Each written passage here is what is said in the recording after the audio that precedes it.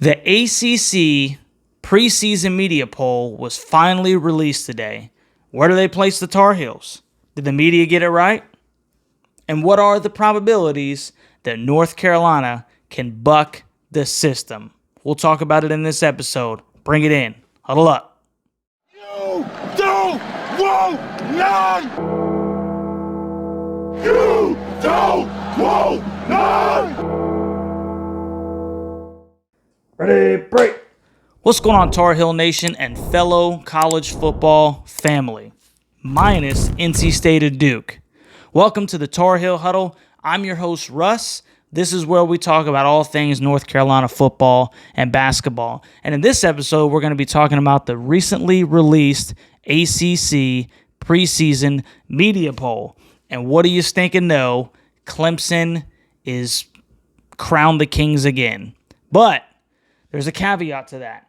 They do have some competition, so we'll get into the polls right now. So, Clemson received 103 first-place votes, and they are positioned at the number one spot. And that makes a lot of sense to me. They've owned the ACC for the past decade. They won the ACC last year. They have a ton of starters coming back on defense this year. Until somebody can knock them off, they're going to continue to be put at the top of the rung. Number 2, Florida State, they received 67 first-place votes.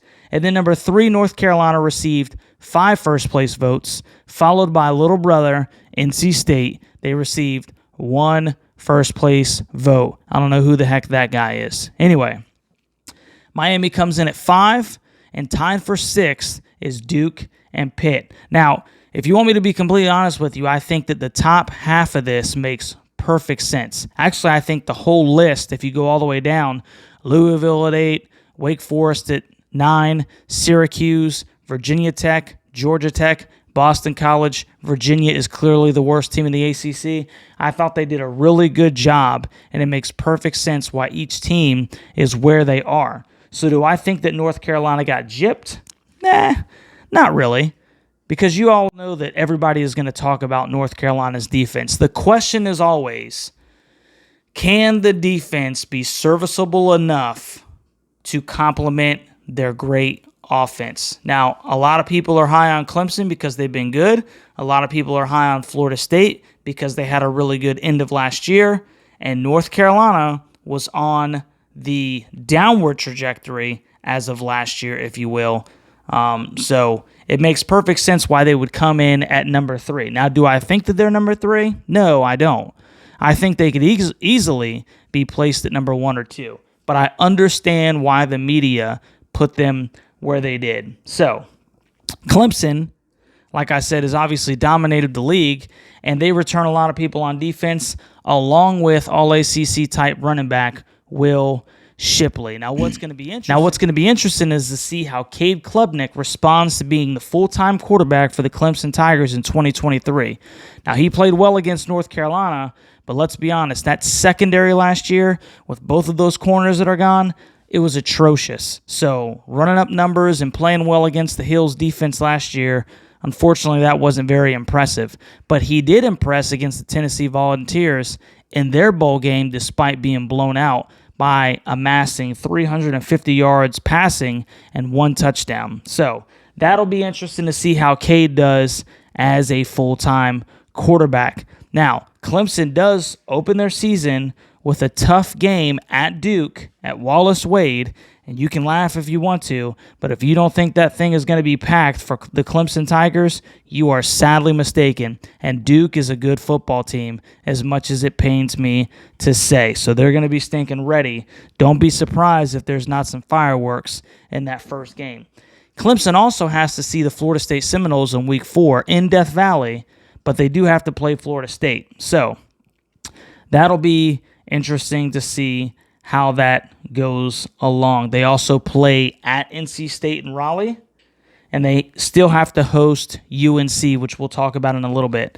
Now, Florida State returns star quarterback Jordan Travis, running back Trey Benson, and wide receiver Johnny Wilson, along with almost every main defender that they had last year.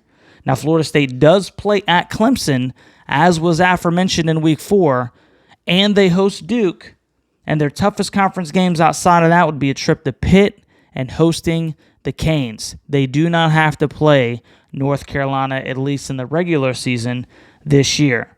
Now, most people are aware that the ACC rid itself of divisions beginning this year, which will effectively make it much more difficult for the North Carolina Tar Heels to make a reappearance in the ACC championship game. But let's look at why it can be done.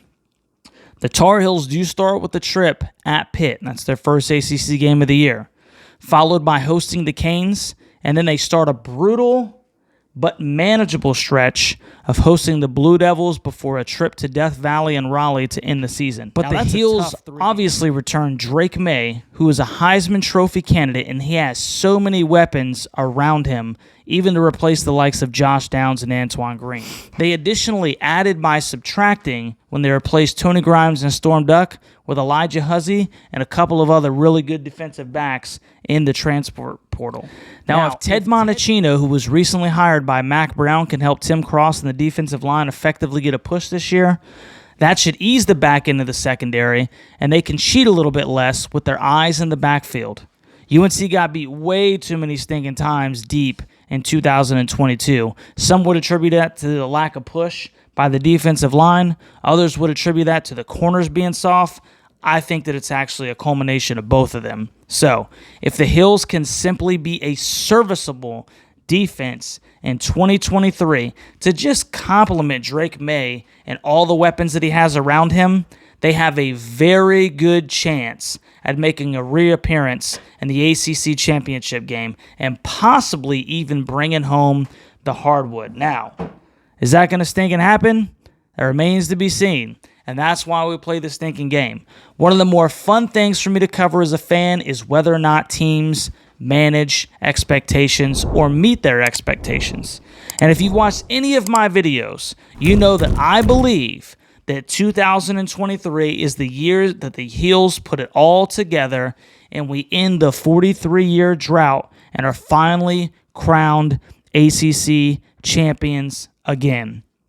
If you like this type of content, like, share, subscribe, send this to your family. Make sure that you smash that notification bell. That'll let you know every time that I make a video about our Tar Heels. We'll see if the Heels can buck the system starting in 31 days when they meet the South Carolina Gamecocks in Charlotte. Hey, go Heels, baby, and we'll catch you on the next one, Tar Heel Nation.